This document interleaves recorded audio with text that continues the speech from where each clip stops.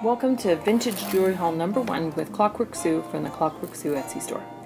Great finds are to be had at estate sales, auctions, flea markets, garage sales, but sometimes a visit to Value Village with a 30% off coupon is the way to go.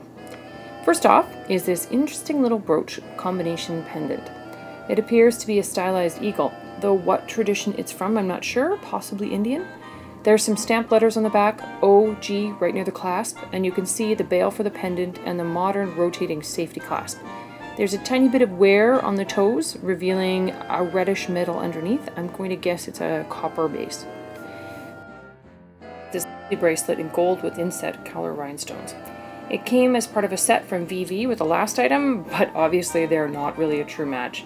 If it was, this one's a little bit of a social climber. In this case, the bracelet isn't signed. It has lovely detailing on each of the links, and the rhinestones excellent sparkle. The clasp is a snap clasp with no safety chain. The bracelet measures 7.5 inches, very common length for vintage bracelets, though more modern bracelets can tend to be larger.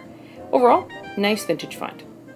Now, we move on to one of my favorite modern costume jewelry companies, the Fifth Avenue Company, which is a home jewelry sales company based out of the romantically named Moose Jaw, Saskatchewan, in Canada. All of their jewelry is lead, nickel, cadmium free, so when I have a customer with metal allergies, they are my go-to. You can see that these are princess cut peridots inset into the pendant and attached to a gold snake chain with a circular loop at the end.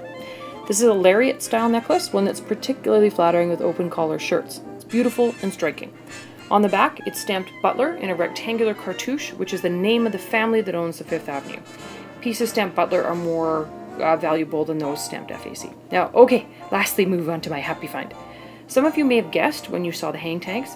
This is supposedly a match for the earlier bracelet, and though they share the same gold tone and emerald rhinestones, not a set.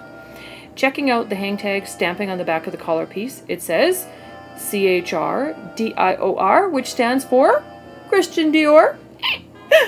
Now the real question is, real or fake?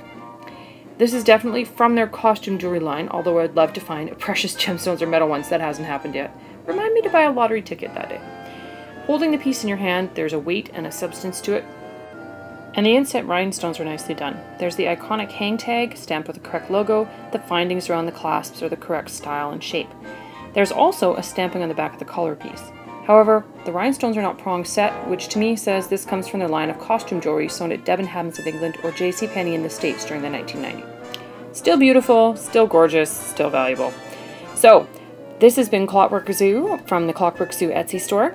Please come take a visit and see all of these items for sale on our store. Get 20% off with the code YouTube.